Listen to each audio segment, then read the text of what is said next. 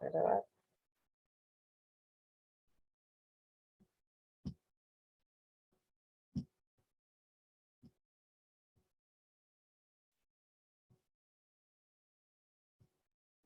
¿Ahí lo ven? Sí, profe. ¿Sí? Bien.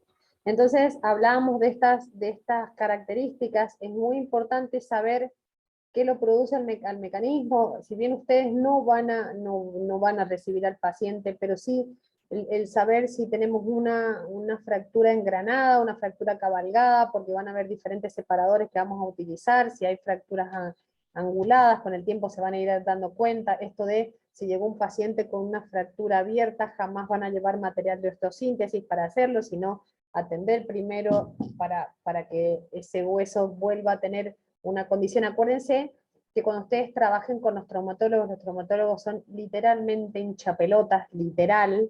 Y saben si por qué son tan cansadores, porque no es lo mismo que se infecte un abdomen, que se infecte no sé, otra cosa, a que se infecte el hueso, ¿sí? El hueso no se puede infectar, porque un hueso infectado es muy difícil de que el material de osteosíntesis se adhiera a ese hueso infectado y de sacar la infección de ese hueso. Son tratamientos muy largos y muchas veces terminan con la amputación de los miembros. Así que van a ver que los traumatólogos son muy quisquillosos al momento de trabajar.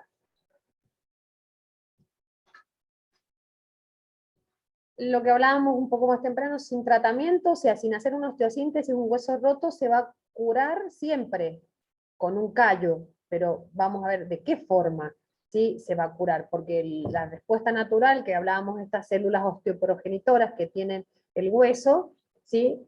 Antes, en la época de piedra, no habían cirujanos traumatológicos y la gente se fracturaba y genéticamente el hueso se regenera.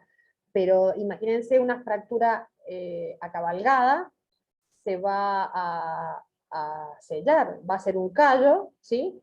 Pero ¿de qué manera? Con el acortamiento del miembro, ¿sí? Una fractura lateral, sí, se va a empezar a hacer un tremendo callo, el paciente va a volver a caminar en algún momento, pero es la manera en la que va a volver, ¿sí? Entonces, recuerden que en las fracturas, hablábamos también, esto depende de qué trazo tiene la fractura, de lo que hablábamos acá recién, de qué trazo tiene la fractura es lo que se va a decidir hacer, ¿sí? Si tenemos una fractura transversa y el hueso no se ha desplazado, ¿qué es lo que va a hacer el cirujano? ¿Qué va a hacer el médico? Un yeso, una férula externa.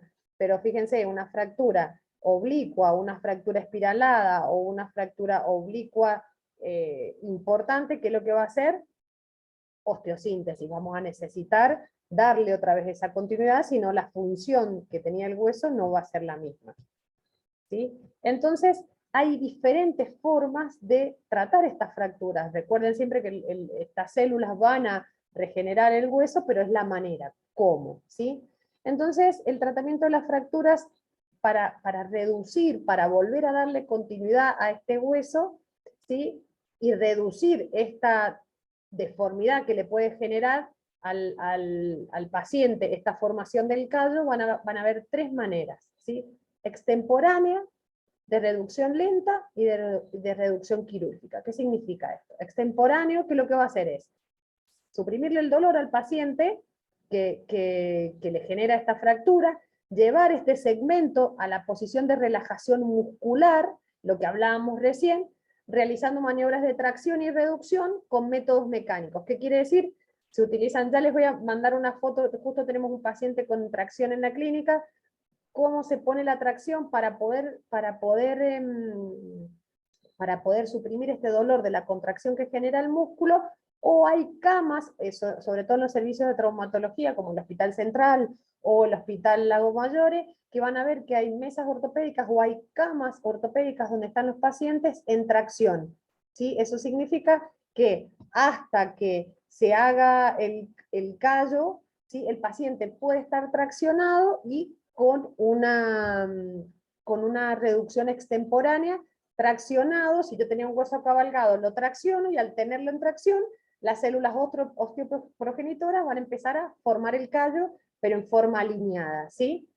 De reducción lenta, ¿qué quiere decir? A través de una tracción continua, ¿qué es lo que lo da? El yeso. Si yo tengo una fractura cabalgada o un desplazamiento lateral, se hace la reducción, se alinea, y arriba se le pone un yeso, el paciente está permanente el hueso en tracción, y eso es, fíjense que cuando se tiene un yeso, ¿cuánto se tiene? 40, 50 días, después se empieza con la rehabilitación, ahí estaríamos hablando de las casi 4 semanas, perdón, de las casi 8 semanas que necesita un hueso para volver para formar un callo, ¿sí? Y lo que a nosotros nos interesa, sobre todo, es la reducción quirúrgica, que se denomina reducción abierta, es abrir los planos de la piel para poder reducir estas fracturas, y consiste en qué cosa, en estabilizar esos fragmentos fracturados mediante una fijación interna o una fijación externa, ¿sí? Que acá ya se lo voy a arreglar a eso. ¿Qué quiere decir? Que sobre todo vamos a ver sistemas de fijación interna, que quiere decir cómo hacemos una fijación interna, a través del canal medular, sobre todo en los huesos largos, y fijaciones externas que tienen que ver con la colocación de placas, tornillos o pines. ¿Sí? Entonces, ¿cómo vamos a hacer esta inmovilización? ¿Y qué significa inmovilizar? Inmovilizar es justamente dejar en reposo, y esta inmovilización debe ser continua e interrumpida. Ustedes se fracturan una pierna, y le dice el cirujano, el traumatólogo, no pise, es porque cada vez que las personas están un mes, que fantástico, andan con las muletas y después andan con los piecitos, ¿alguno estaba fracturado el pie? ¿No? ¿Nadie? ¿No? No. No, profe. Bueno, van a ver que, o sea, si han tenido algún fracturado, no le ponen taco sobre todo las cirugías, jamás van a ver que le ponen un taco para que el paciente pise. ¿Por qué? Porque necesitamos que ese reposo que tiene el hueso para formar sus células osteoprogenitoras tiene que ser continuo y no se puede interrumpir por nada hasta que el hueso esté consolidado. Recuerden, de 8 a 12 semanas. Y puede permitir esto la marcha, el apoyo o no, eso va a depender del trazo que tenga la fractura. ¿Sí? Todas las fracturas, todas requieren inmovilización rígida para poder consolidarse, a través de yesos, de férulas, pero nosotros vamos a tener, a través de lo quirúrgico, diferentes modos de fijación. ¿Qué hablamos? Esta fijación interna, ¿sí? Y la fijación externa. Y vamos a tener fijación interna, con osteosíntesis rígida, ¿qué quiere decir? Que vamos a utilizar placas y vamos a utilizar tornillos. Y esto es lo que nosotros como instrumentadores tenemos que tener como un ABC, conocer de arriba para abajo y de abajo para arriba. Clavos endomedulares, ¿qué quiere decir? Que por dentro de la médula ósea vamos a generar una fijación, y una fijación externa, que son cuando hay tutores externos. ¿Han visto alguna vez esas piernas que parecen Robocop, que la gente va afuera con unos caños afuera de la pierna, bueno, o de los miembros superiores? Eso es una fijación externa, eso es cuando el hueso ha sufrido un gran, tremendo impacto, muchas fracturas, y hay que darle extensión y continuidad para después hacer una fijación interna con placa con tornillos o con clavos endomedulares. La fijación externa es cuando el miembro inferior, generalmente en los accidentes de tránsito, según la forma en que se produce el accidente de tránsito, miles de veces, cuando el impacto es delantero, generalmente los pacientes o las personas se introducen por debajo del volante, fracturando los miembros inferiores, impactándose en la cadera, lo que genera un gran daño. Entonces van a ver que muchas veces un paciente, sobre todo que llega con fracturas abiertas o con fracturas importantes, más allá de lavarlas y de cuidar, hay que ver en qué estado, qué tipo de fracturas hay para poder colocar tutores externos. Y es todo un arte colocar los tutores externos. Bien. ¿Vamos hasta ahí? ¿Alguna pregunta? No, profe, yo no. Bien. ¿Alguien más? ¿Nadie te pregunta? Bien. No, profe. ¿Qué métodos diagnósticos hay para ver los diferentes tipos de cómo un hueso está fracturado? Más allá que hablábamos de esto, que hay deformidad, fíjense, que hay hematoma, que hay mucho dolor, hay que ver qué trazo de fractura tiene o cómo es la fractura para poder solucionarla, ¿sí? Esto es una fractura en tallo verde, esto con una férula se podría solucionar, pero vamos a tener radiografía, que es lo más simple, si esto es es radio opaco, la placa, cuando uno pone el hueso se ve radio lúcido, entonces esto nos permite ver cómo está el hueso, ¿sí? RMN, resonancias magnéticas nucleares o tomografías axiales computadas. La tomografía axial computada va a dar como cortes más groseros del hueso, no así la resonancia magnética nuclear, es como que si a ese corte lo hiciera en cortes más pequeños, con más imágenes, como en este caso, que le permite ver al cirujano, sobre todo en los ligamentos cruzados y todo, cómo está este hueso. A través de una artroscopía, articulación, oscopía, ver, también las artroscopías se hacen como métodos diagnósticos para ver cómo están los ligamentos, cómo están esos meniscos, para poder hacerle una cirugía posterior, cómo está la rodilla, por si necesita un reemplazo de rodilla, o algo que se llama centellograma óseo, que es esto, que lo que hace es, sobre todo los centellogramas óseos, se hacen para ver la densidad que tiene el hueso, cuando hay pacientes con osteoporosis o cuando hay pacientes con algunos tumores que han invadido las células, ahora pueden ver por qué muchas veces los tumores se van al hueso, por la cantidad de irrigación que tiene el hueso y por las cantidades en la parte medular ósea, que es lo que genera las células sanguíneas, es por qué se puede expandir los tumores dentro de los huesos. Entonces, todos estos métodos son métodos diagnósticos para poder llegar a qué es lo que va a tener que hacer el cirujano, ¿sí? Cuando nosotros, ¿qué nos va a importar en esto de lo quirúrgico? Varias cosas, ¿sí? Como instrumentadores tenemos que estar formados en varias cosas. Primero, sobre todo y principal, en esto que yo les decía que son bastante jodidos los traumatólogos, primero, qué tipos de antisépticos vamos a utilizar en las diferentes cirugías, ¿sí? Van a ver que hay cirujanos que utilizan alcohol iodado, van a ver otros cirujanos que utilizan iodopovidona, van a ver otros cirujanos que utilizan clorexidina, pero sobre todo estos pacientes quirúrgicos tienen, si no están fracturados y tienen movilización, hay que hacerlos bañar con clorexidina, y si los pacientes están inmovilizados, tienen que venir bañados desde la habitación, ¿sí? El personal de enfermería tiene que haberlos bañado antes de venir a este tipo de cirugía. ¿Qué pasaba con estos antisépticos? Disminuimos la cantidad de microorganismos que pueden entrar al campo quirúrgico, ¿sí?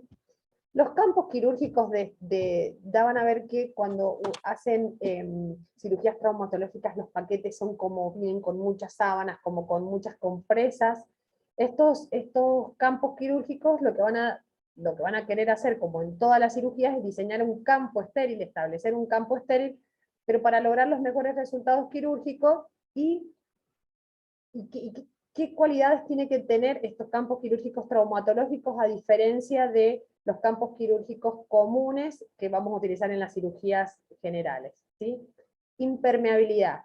Hay mucha sangre, hay mucha pérdida de líquido dentro de estas cirugías, entonces vamos a tener que utilizar campos que son impermeables, ya los vamos a ver en el instituto, como hay unos campos que se llaman U-drape, que tienen una forma de U, que le dan impermeabilidad, campos como los Steri-drape, que son campos que se adhieren, fíjense, otra cosa, adhesión confiable, para delimitar la forma precisa en la incisión. Estos campos es como si fuesen una gran tela adhesiva que se adhieren, y al abrir solamente en una parte, los microorganismos que hayan quedado en la superficie van a quedar debajo de ese adhesivo, ¿sí? Vamos a tener que tener una superficie antimicrobiana estéril para evitar posibles infecciones, y el control de líquidos como sangre, sudor o cualquier otro material que sea, o algún producto químico que haya, para evitar que se vuelque dentro y que dañe las superficies óseas, ¿sí? Entonces, como primer ítem a tener en consideración es la importancia de los campos quirúrgicos que tienen que tener estas características, ¿sí? Que no haya permeabilidad, o sea, yo siempre les he dicho, cada vez que a ustedes se les moja su mesa, eso es signo de que se contaminó la mesa. Imagínense en traumatología, que la primera vez que vean una caja de traumatología les va a querer dar como un infarto, sobre todo, no sé, si van a hacer una rodilla, van a ver que vienen 8 cajas, así, de este tamaño, que son pesadísimas, o 6 cajas, o para hacer diferentes cirugías, las cajas son muy grandes, muy pesadas. Y otra característica para tener en cuenta en las cirugías traumatológicas que antes de que se haga la anestesia, ustedes ya tienen que haber abierto las cajas y ver la esterilidad del material. A diferencia de las otras cirugías, que se puede esperar un poquito, que a medida que yo voy sacando, me le van haciendo la anestesia al paciente, yo voy sacando el material, en traumatología es al revés. Primero se lava el instrumentador, se abren las cajas, se verifica que todo el instrumental esté estéril. ¿Por qué? Porque en nuestra Argentina nosotros no contamos con asistencia interna de los lugares. Toda la asistencia de material de ortopedia y traumatología es externo a las instituciones, ¿sí? Hay instituciones en donde el material llega a la institución, se procesa, lo procesa la institución y lo utiliza, y hay otros lugares en donde, como nosotros, que no tenemos servicio de esterilización, lo tenemos tercerizado, el material viene externo, y es un material que ustedes van a ver que hay que revisarle los papeles, vienen como en 5 o 6 pouch diferentes, y hay que controlar que no haya filtrado, ni que esté húmedo, ni nada. Entonces lo primero que tiene que hacer un instrumentador es lavarse, dar el ok de la esterilidad del material para que puedan empezar la anestesia. ¿Sí? ¿Vamos hasta ahí? Sí, profe. Bien. Ustedes no sé si recuerdan que cuando vieron, bueno, hasta ahí eso sería lo que tiene que ver con los campos quirúrgicos. Después, no sé si ustedes cuando vieron la parte de hemostasia, vieron que habían métodos externos para hacer hemostasia y para crear campos exangües, quiere decir que haya campos con poca sangre, para que haya mejor visibilidad, ¿sí? Y vamos a utilizar en cirugía traumatológica muchas veces esto, sobre todo en los miembros, piensen en algo que va a apretar para trabajar en los miembros superiores o en los miembros inferiores, no así en la cintura escapular o en la cintura pelviana. Esto que se llama vendas de Esmarch. Las vendas de Esmarch son como masas de fideo. ¿Vieron? ¿Alguna vez han visto las masas de los fideos cuando hacen las abuelas o la madre? Pero que son como elásticos, ¿sí? Son elásticas. Vienen de diferentes colores, de diferentes diámetros, ¿sí? De 10 centímetros para los miembros superiores, de 20 centímetros de ancho para los miembros inferiores, y lo que va a crear esto es isquemia. ¿Qué es isquemia? Es que no es dejar de mantener irrigado el miembro superior o el miembro inferior por un tiempo. Hay algunos autores que dicen que hasta 2 horas es el tiempo de isquemia, dejar con una... No es que se le corta totalmente la circulación, sino que hay una circulación mínima, es como hacer un torniquete, ¿sí? ¿Esto qué le va a permitir al cirujano? Trabajar en un campo quirúrgico casi completamente libre de sangre, porque imagínense esto, si no creamos una isquemia, si no creamos esto que no haya sangre dentro de la cavidad, imagínense hacer una artroscopía y la rodilla permanente llena de sangre, no se podría ver nada. Un miembro superior que está todo el tiempo lleno de sangre no le permitiría hacer este alineamiento o alinear este hueso para generar la osteosíntesis. Entonces vamos a trabajar con esto que se llama vendas de Esmarch, ¿sí? Fíjense, lo que hace el cirujano se pueden poner en forma estéril o en forma no estéril. ¿Qué quiere decir? Que lo podemos hacer, primero pintar la pierna del paciente para poner el cirujano en forma estéril, las vendas se pueden esterilizar, o si no es lo que está haciendo esta persona, que es ponerla en forma no estéril. ¿Qué quiere decir? Y acá es nuestra participación muy importante como circulantes, o como circulante y como instrumentador. ¿Por qué? Como instrumentador, yo tengo que apenas empiezan a poner este elástico, esta venda elástica, tengo que darme vuelta, mirar el reloj y decirle al anestesista o al cirujano, tiempo de isquemia o tiempo de venda Esmarch, 12:10, supónganse, ¿sí? Entonces el cirujano sabe que tiene 2 horas para poder trabajar normalmente en esto. ¿Y cómo se pone? Fíjense, se eleva el miembro superior o el miembro inferior hacia arriba, y ¿eso qué hace? Que toda la sangre haya mayor retorno venoso o mayor retorno arterial hacia abajo. Es como escurrir la pierna, ¿sí? Cuando a ustedes les duelen las piernas, algo que hacen, levantan las piernas. Bueno, es como escurrir.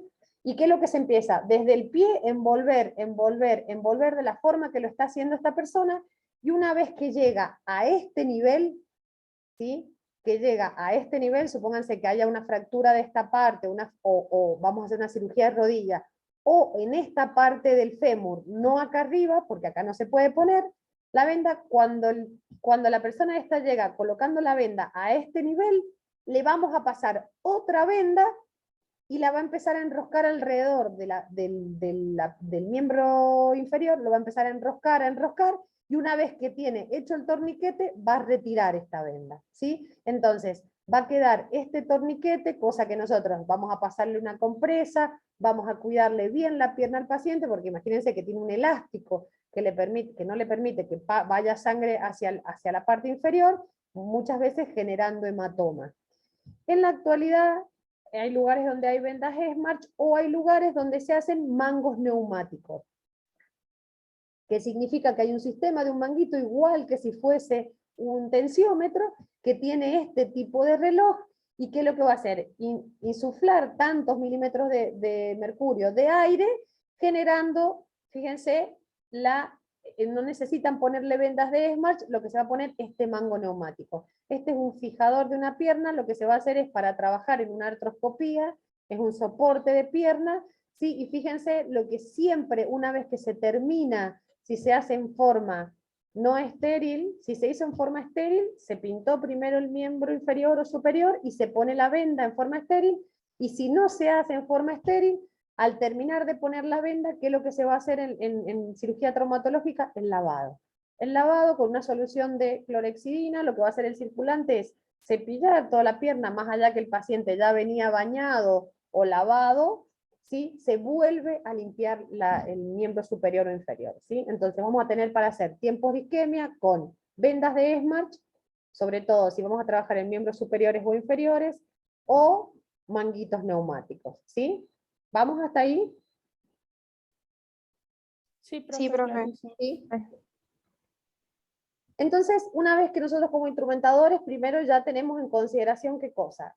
Con los campos, que vamos a tener que tener mucha cantidad de ropa para armar estos campos, proteger estos campos, vamos a tener que tener campos adhesivos, campos impermeables, vamos a tener que tener como instrumentadores desde el principio saber qué cirugía vamos a hacer para poder tener, si tenemos mango, si tenemos vendas de Smarch, si vamos a utilizar, si las va a poner en forma estéril o las va a poner en forma no estéril. Estas son cositas que como instrumentadores y como circulantes tenemos que ir puliendo, ¿sí? Bien. Entonces, ya que habíamos hablado de esto, vamos a empezar a hablar qué es la osteosíntesis. Nosotros ¿qué decíamos que era una fractura? ¿Qué decíamos? ¿Que era la falta de qué?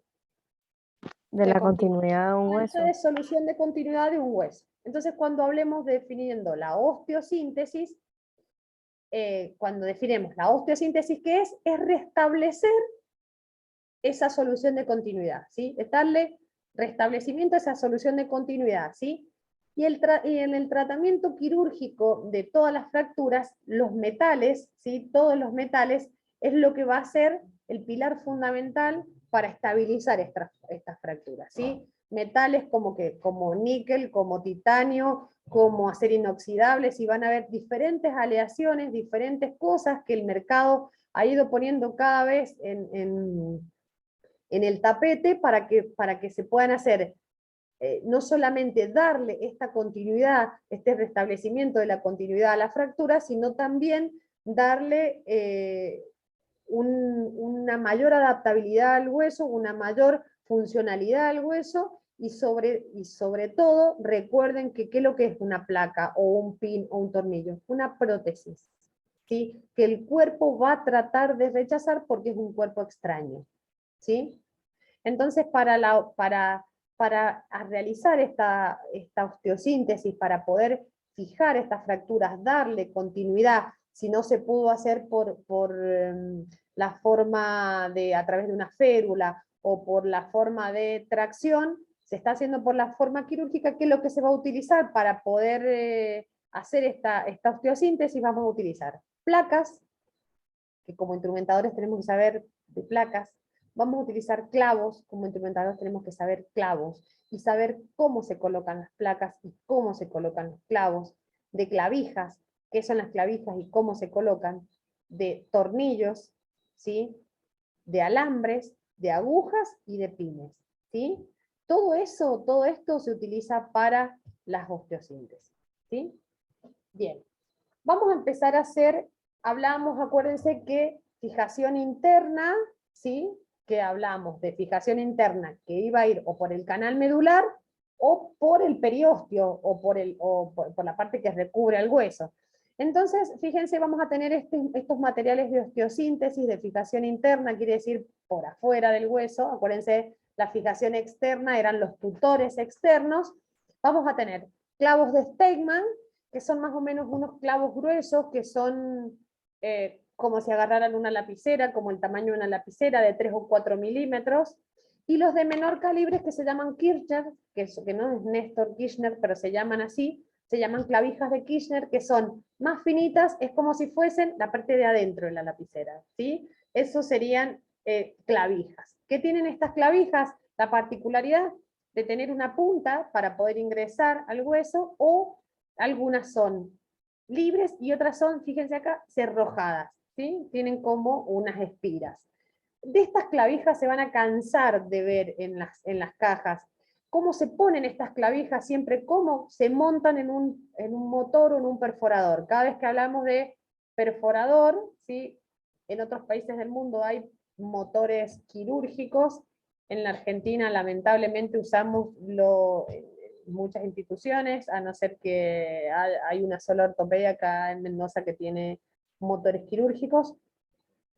Se usan los motores los perforadores que usamos de carpintería.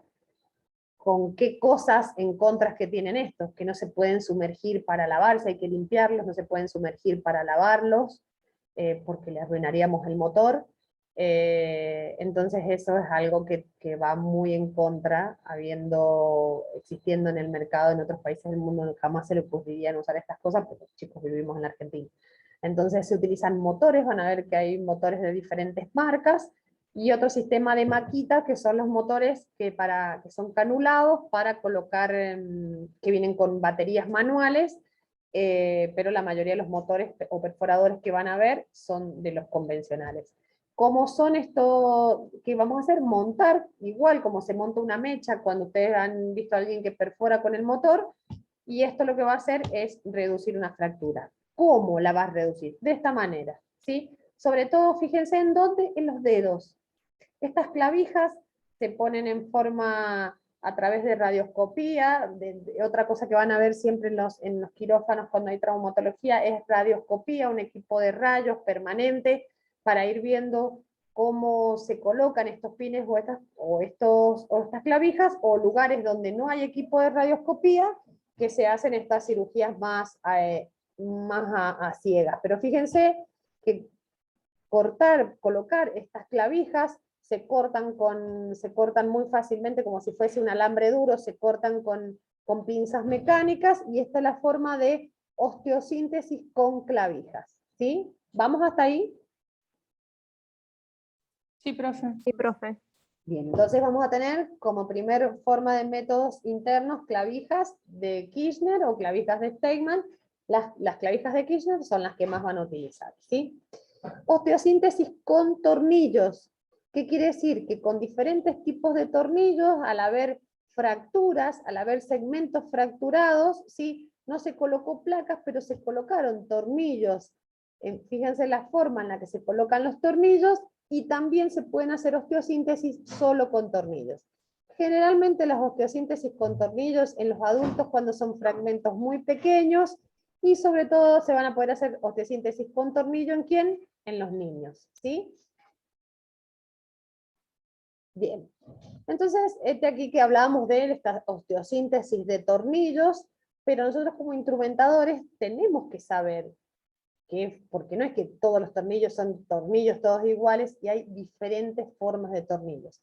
Y estos tornillos se utilizan para la fijación intrafragmentaria, que es lo que veíamos recién en la diapositiva anterior, o también se van a utilizar para poner las placas y fijarla a los huesos, o para cerrojar los dispositivos de fijación intramedular. ¿Qué quiere decir? Que los tornillos los vamos a poner para esos pequeños fragmentitos, se van a poner solo tornillos.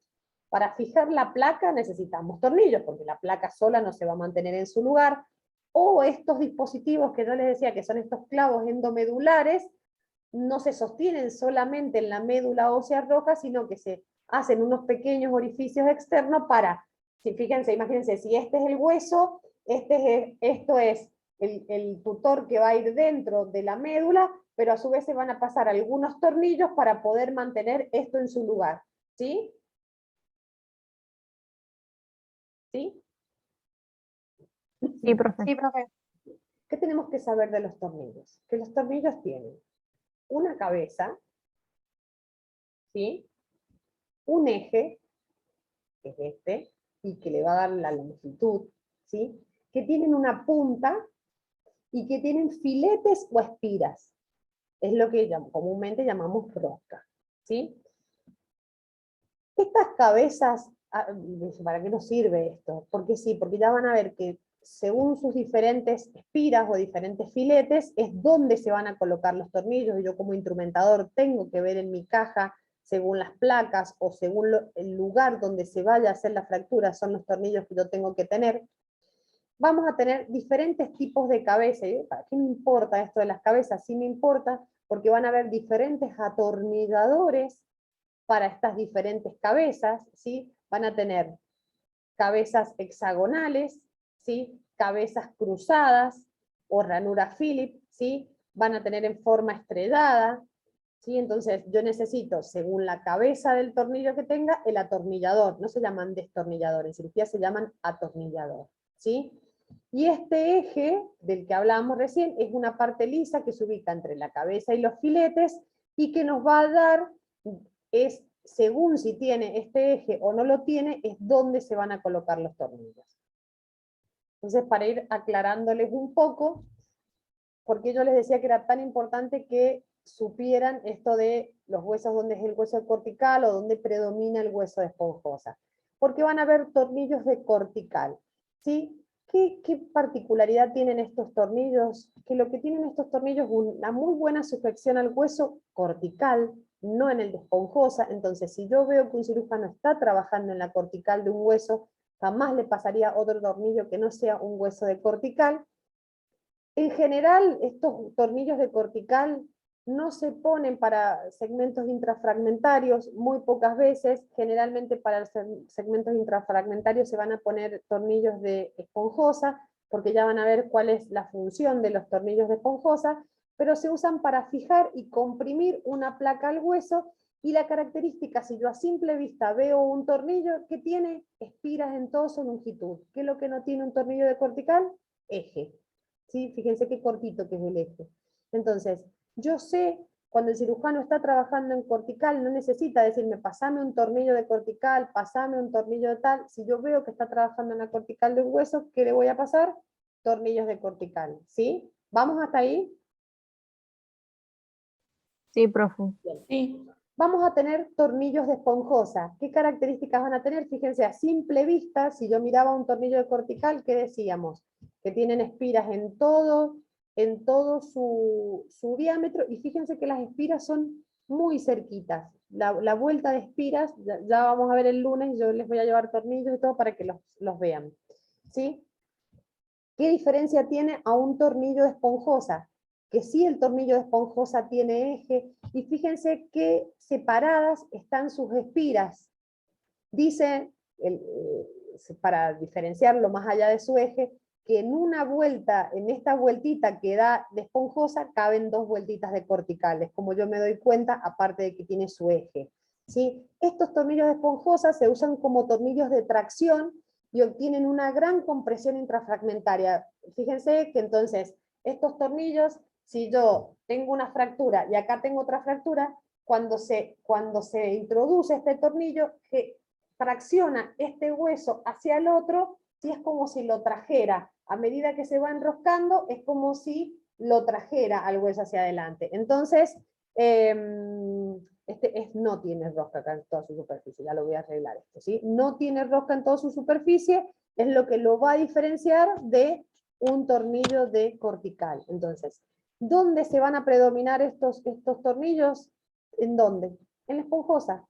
¿Dónde estaba la esponjosa del hueso? ¿Dónde predominaba?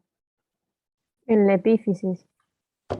Perfecto. Entonces, cuando ustedes vean que están colocando una placa en la epífisis, jamás le pasarían un tornillo de cortical, ¿sí? Cositas como para ir teniendo como instrumentador, que son tips, que al principio parecen cosas como tremendas, pero después ya van a ver que lo hacen normalmente, ¿sí?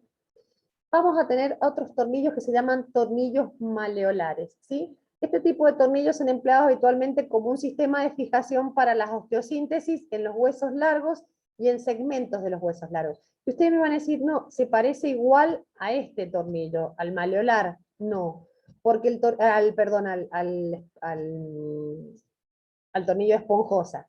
No, porque el tornillo maleolar, ¿qué características tiene? Si bien tiene un eje igual que el de esponjosa, las espiras son de un cortical, ¿sí? Son espiras más chiquititas, más pegaditas, ¿sí? Entonces muchas veces para fragmentos de los huesos largos, ¿qué decíamos? Que en las diáfisis se utilizan los tornillos de esponjosa, pero en la epífisis, cuando tenemos que hacer intrafragmentario, ¿qué es lo que se van a utilizar? Tornillos maleolares, ¿sí? Fíjense, acá tenemos un tornillo de cortical con todas sus espiras, un tornillo de esponjosa que tiene un eje, y fíjense la diferencia que hay, y fíjense, este es un tornillo de maleolar.